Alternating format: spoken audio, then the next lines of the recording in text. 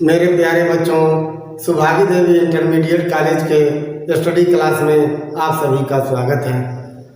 आज हम इस वीडियो के माध्यम से कक्षा 11 के बच्चों को इतिहास विषय के अंतर्गत पढ़ाएंगे अध्याय 2 का लेखन कला और शहरी जीवन। ये लेखन कला और शहरी जीवन का पहला भाग हम पिछले वीडियो में पढ़ा चुके हैं।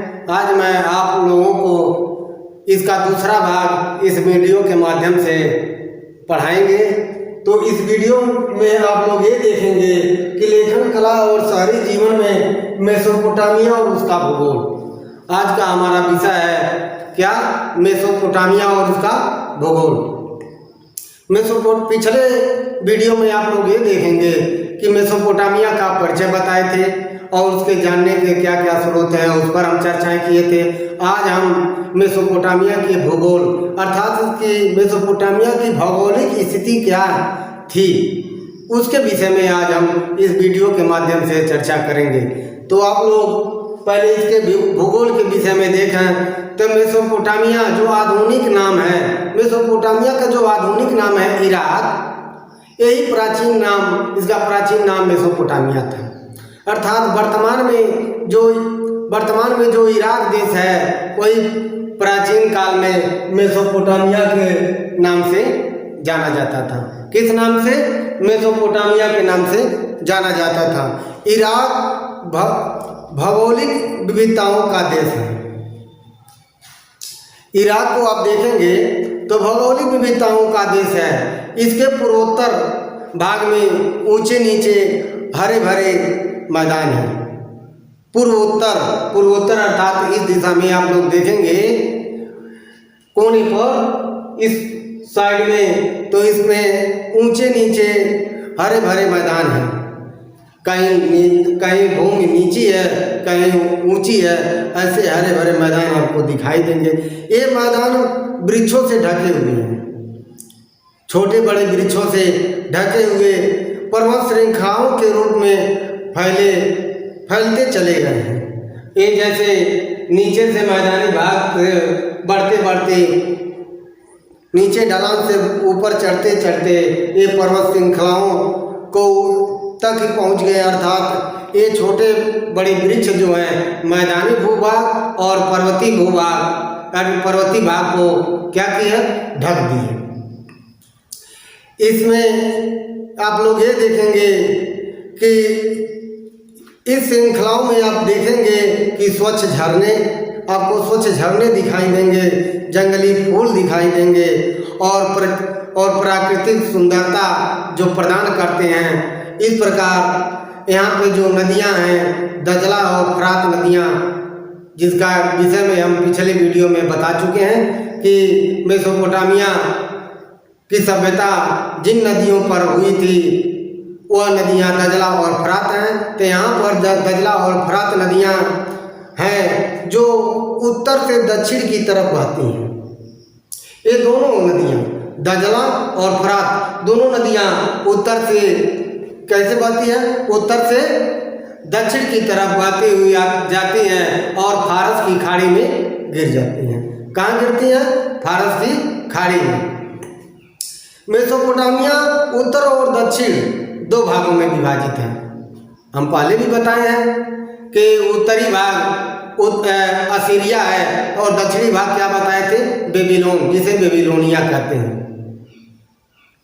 तो ये दो भागों में मेसोपोटामिया दो भागों में विभाजित है, उत्तर और दक्षिण। उत्तरी भाग को असीरिया कहते हैं और दक्षिणी भाग को बेबीलोनिया कहते हैं। इनकी जलवायु एक समान नहीं है। किसकी?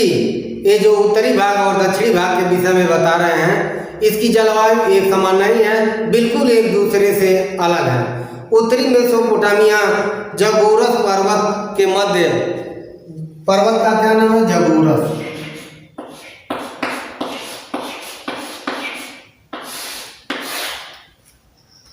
किसकी बात कर रहे हैं? उत्तरी भाग की, जिसे असीरिया भी कहा जाता है। तो ये क्या कर रहे हैं? ये उत्तरी जो भाग है, ये उत्तरी भाग क्या है? ये जगोरस पर्वत तक के मध्य दजला तक फैला हुआ है और पश्चिम की ओर ये क्षेत्र सीरिया के रेगिस्तान से घिरा हुआ है। कौन? जो इसका उत्तरी भाग है ये जबोरस पर्वत, जो मध्य में जबोरस पर्वत है वहाँ तक फैला हुआ है और पश्चिम में जो सीरिया है वहाँ के रेगिस्तानी भूभाग तक ये फैलता चला गया है। दक्षिणी मेसोपोटामिया के विषय में देखें तो दक्षिणी मेसोपोटामिया दजला और फरात की खाड़ी के मध्य क्षेत्र में है। कहाँ है? दजला और फरात के खाड़ी। अब खाड़ी किसे कहते हैं? जहाँ नदियाँ सागर में मिलती हैं, अर्थात नदियों की जो जलधारा सागर में आकर गिरती है उसे ही हम खाड़ी कहते हैं। तो ही बात कहा जा रहा है जो फारस की खाड़ी के नाम लिया जा रहा है, जो हम कहते फारस की खाड़ी में गिरते हैं, तो ही ये दजला और फरात नदियों के खाड़ी तक विस्तृत फैला हुआ है। और उसके बाद इसके पश्चिम में रेगिस्तान है। कौन रेगिस्तान? जो रेगिस्तान अरब के रेगिस्तान है। अरब अर्थात सऊदी अरब अर्थात अरब प्रदेश, अर्थात जो अरब देश के जो रेगिस्तान है उसी में जाकर ये मिल गई है। अर्थात वो अरबी रेगिस्तान से अरबी रेगिस्तान आते आते ये दक्षिणी मेसोपोटामिया के जो दक्षिणी बेबीलोनिया भाग है उसी तक वहाँ तक आकर के फैल गई है। अब आता है, ये तो इसकी भौगोलिक स्थिति है। भौगोलिक स्थिति में ये देखेंगे, एक चीज़ और बता दें कि जो इसके उत्तरी भाग है वहाँ पर वर्षा अधिक होती है, इसलिए वहाँ पर कृषि कार्य अच्छी तरह होता है। लेकिन दक्षिणी भाग में बारिश कम होती है, इसलिए यहाँ पर रेगिस्तान ज़्यादा पाया जाता है। तो ये तो थी आपकी भौगोलिक स्थिति। अब हम कृषि और पशुपालन के विषय में आपको बताएंगे।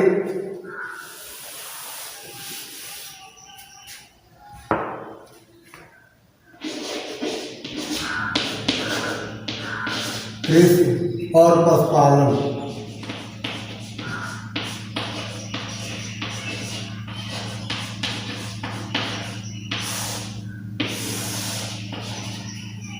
कृषि और पशुपालन।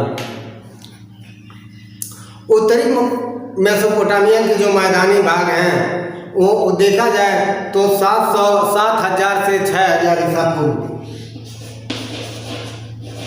7,000 से 6,000 ईसा पूर्व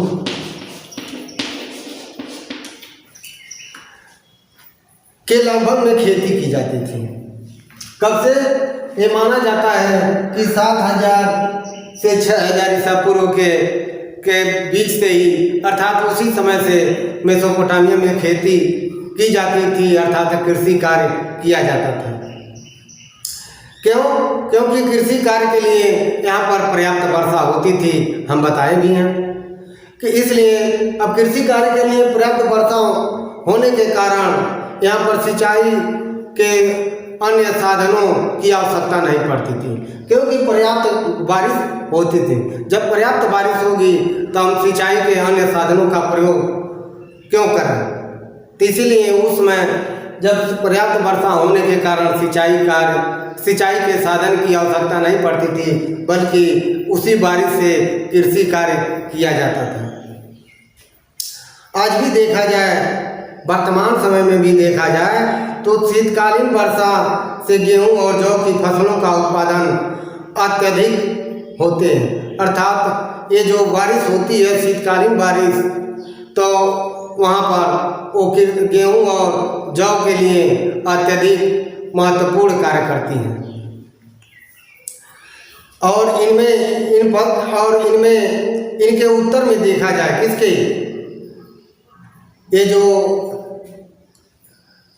ये जो आपका मेसोपोटामिया है, इसके उत्तर में अगर देखा जाए तो ऊंची भूमि है जो स्टोपी घास के मैदान तक फैले हुए हैं। कहाँ तक? स्टोपी घास के मैदान।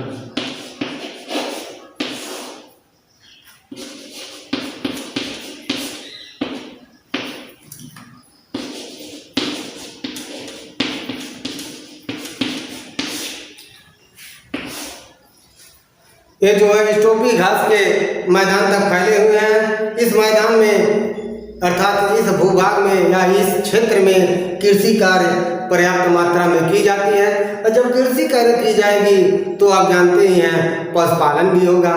तो पशुपालन में आप ये देखेंगे गाय, भेड़, बकरी, अन्य बहुत से जानवरों को लोग पालन करते थे, क्योंकि उनके लिए चारागाह पर्याप्त मात्रा में थे जिस पर पशुएं निर्भर होते हैं। तो इसलिए कृषि और पशुपालन यहाँ का मुख्य व्यवसाय था।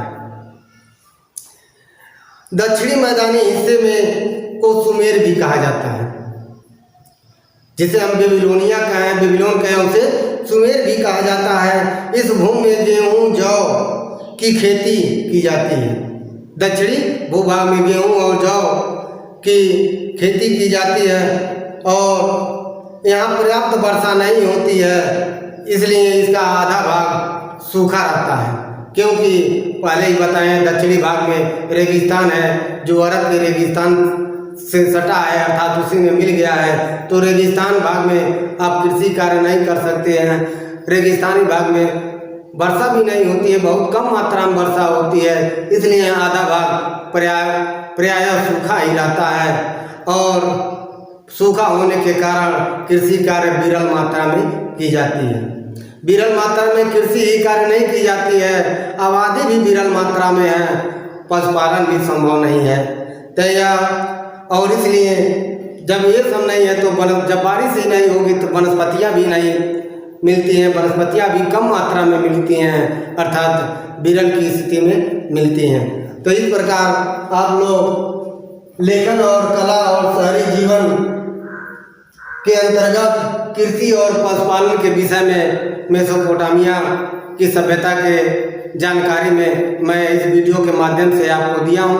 अब मैं आपको शहरीकरण अर्थात मेसोपोटामिया के लोगों का नगरीय जीवन कैसा था, इसके विषय में अब हम चर्चा करेंगे।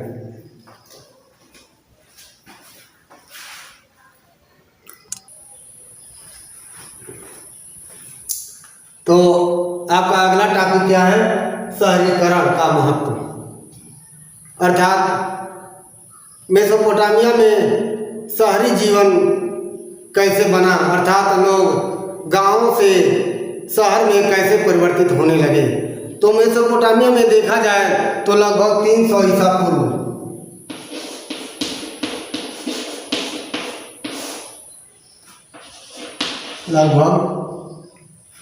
लगभग 300 नहीं 3000 लगभग 3000 ईसा पूर्व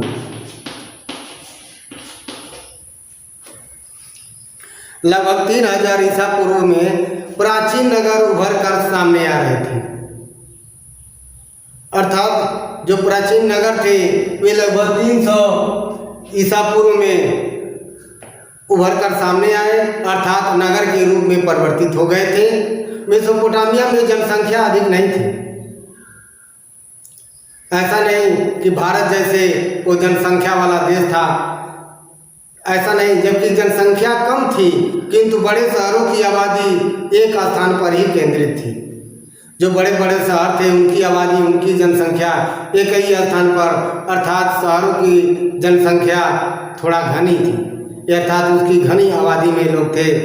और जो शहर उभर कर आए थे उसमें एरिडू, उरुक, लरसा और लगास और निप्पुर और निसिन आदि प्राचीन नगर थे। कौन कौन?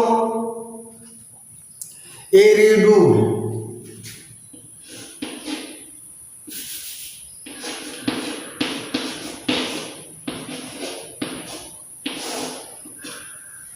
पहले क्या है? एरिडू है, उसके बाद उर है, ये नगर का नाम है, उरुक है।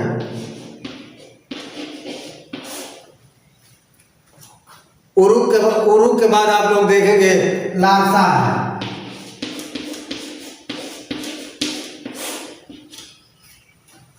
लारसा के बाद लगास है,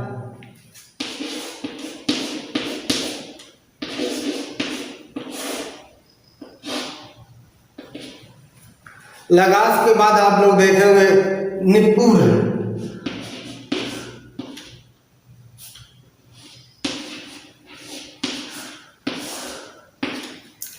निप्पुर के बाद आप लोग ये देखेंगे निसिन है।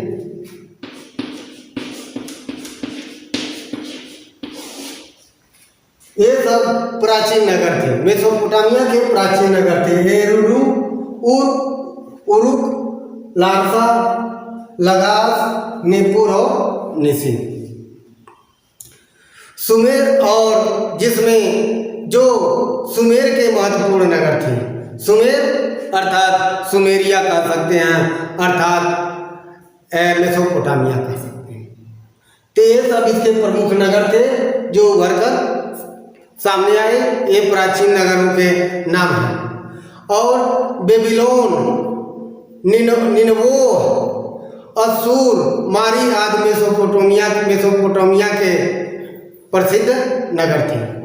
ये जो थे, ये जो नगर, ये प्रमुख नगर थे। और प्रसिद्ध नगर कौन कौन थे?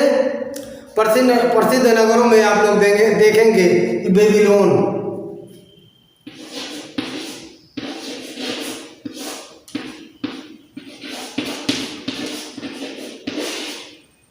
बेबीलोन पहला प्रमुख नगर कौन था? बेबीलोन था। निनवे,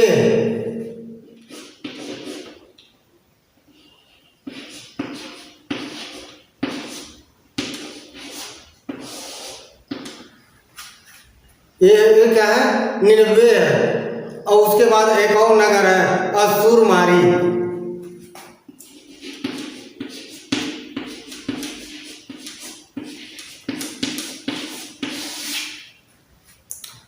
असुरमारी ये क्या है? ये प्रसिद्ध नगर थे।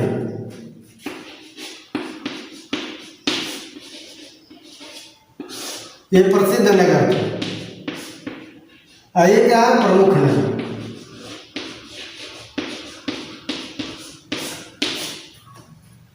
इसमें देखें प्रसिद्ध नगर में बेबीलोन, निनवे और असुरमारी। और प्रमुख नगर में एरिडू, उरुक, लारसा, लगास, निप्पुर और नासिन।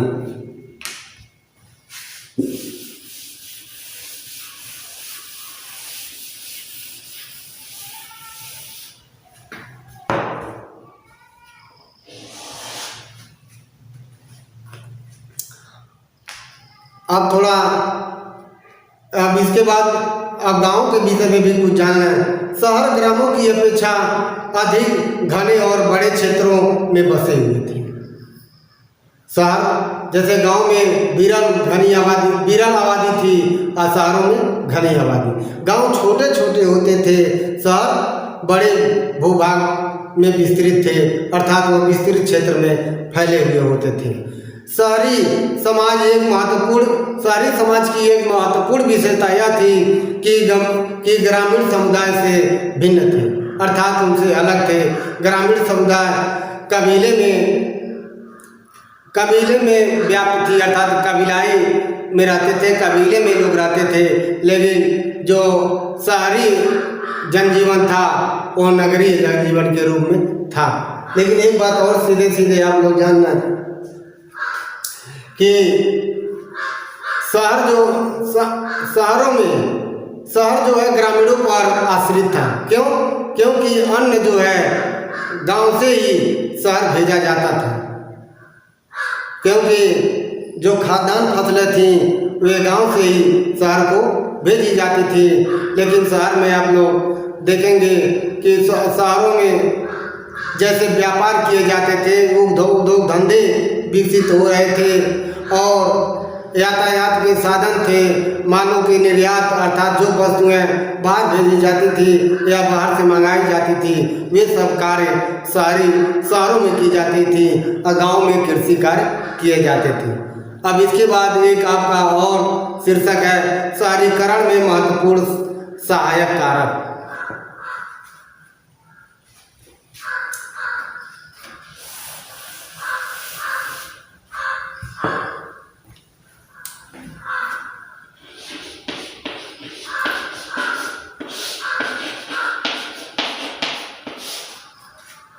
शहरीकरण में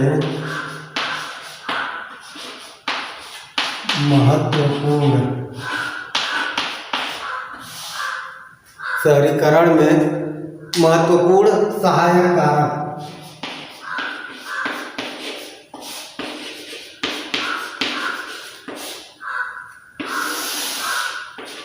कौन कौन कारक थे, यानी क्या क्या ऐसे कार्य थे जो शहरी जीवन यानी शहरीकरण बनाने में सहयोग का कार्य करते थे, शहरी जीवन की भूमिका को निभाते थे।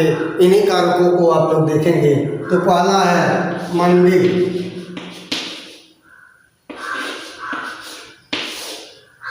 पहला क्या है? मंदिर। मंदिर इसलिए कहा जा रहा है क्योंकि प्रत्येक शहर देखा जाए तो मंदिर के चारों तरफ फैला रहता था, अर्थात लगभग शहर के मध्य भाग में मंदिर स्थित रहती थी और उसके इर्द गिर्द जो है शहरी भवनें या शहरी जीवन व्याप्त था और मंदिर से भी बहुत कार्य सुचारू रूप से किए जाते थे। तो ये कारक इसके शहरीकरण में महत्वपूर्ण भूमिका निभा रहे थे। दूसरा है उन्नत व्यापार।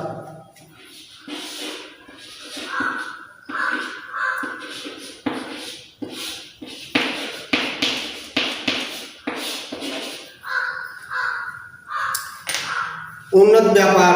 अब उन्नत व्यापार को ये देखेंगे कि गांव में रहकर व्यापार का कार्य नहीं किया जा सकता, क्योंकि न तो सड़कें रहती हैं, न ही तो यातायात के साधन रहते हैं, और न तो हमें वस्तुएं मिल सकती हैं। इसीलिए ये व्यापार का मुख्य उद्देश्य शहर ही होता है। शहरों से ही आयात और निर्यात किया जाता है, क्योंकि शहरों में ही उद्योग धंधे विकसित होते हैं, शहरों में ही वस्तुएं निर्मित होती हैं। बल्कि गांव में तो कच्चे माल मिलते हैं जो शहरों में जिनसे वस्तुएं बनाई जाती हैं, और उन वस्तुओं को बेचने का कार्य और दूसरी वस्तु लेने का कार्य व्यापार द्वारा ही संभव है। इसके लिए जैसे मान लीजिए लकड़ी हुआ, तांबा हुआ, चांदी हुआ, सीपी हुआ, इस प्रकार के विभिन्न उत्पादन का कार्य या अच्छे किस्म के पत्थर ये तुर्की, ईरान और खाड़ी देशों से आयात किए जाते थे। इस प्रकार उन्नत व्यापार शहरीकरण का महत्वपूर्ण कारक है। इसके बाद आता है लेखन कला का विकास।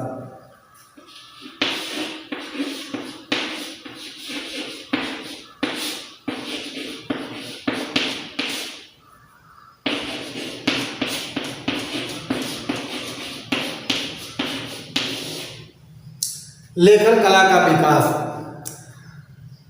मान लीजिए जब यातायात होगा, वस्तुएं निर्मित होगी, वस्तुओं का आदान प्रदान होगा, वस्तुएं आयात की जाएंगी, निर्गत की जाएंगी, निर्यात की जाएंगी, तो उसका लेखा जोखा रखना है।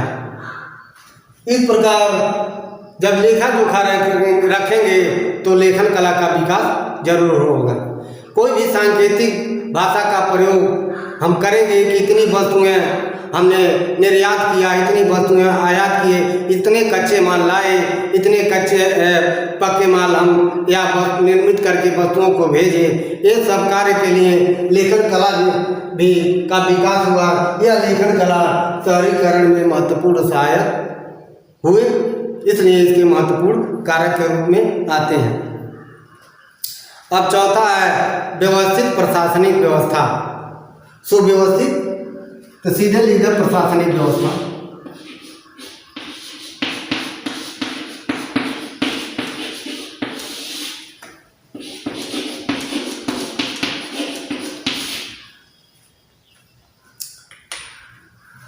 मान लीजिए जहाँ जनजीवन है, जहाँ समाज है, यहाँ जहाँ लोग रहते हैं वहाँ पर कुछ न कुछ व्यवस्थाएं रहती हैं अपने जीवन यापन करने के लिए।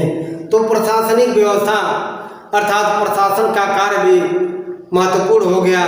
प्रशासन का कार्य अर्थात कैसे कैसे शहरों को सुचारू रूप से चलाया जाए, कैसे जनजीवन सही सलामत रहेंगे, कैसे वस्तुओं को आदान प्रदान किया जाए, कैसे गांवों से शहरों तक वस्तुओं का मंगाया जाए, इस प्रकार की व्यवस्था शहरीकरण में महत्वपूर्ण भूमिका निभा रही थी। इसलिए प्रशासनिक व्यवस्था भी शहरीकरण का एक प्रमुख कारक है।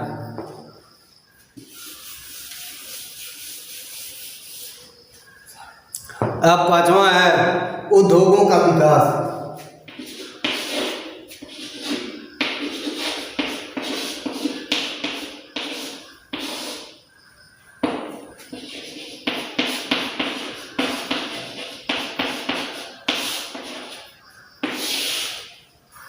आप लोग ये जानते हैं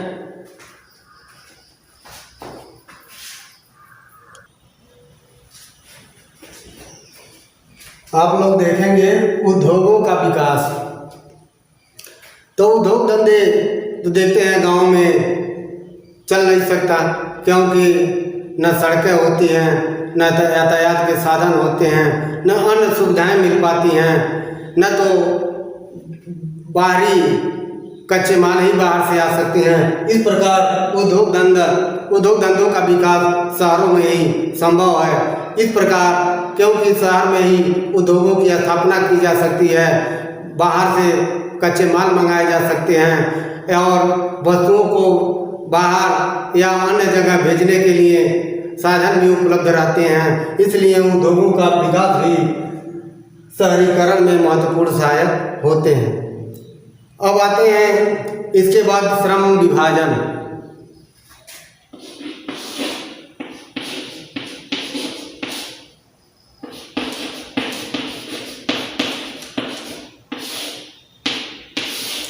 श्रम विभाजन है, अब कोई भी वस्तु का निर्माण होगा उसमें कुछ न कुछ व्यक्तियों को लगाना आवश्यक पड़ता है।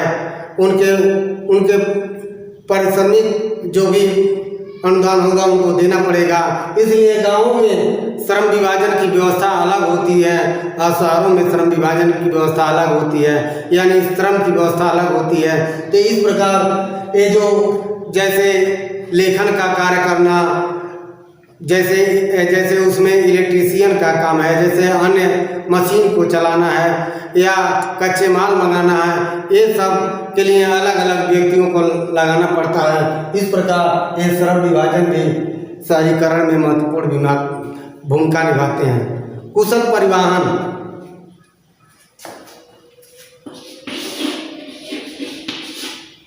परिवहन सीधे लिखिएगा।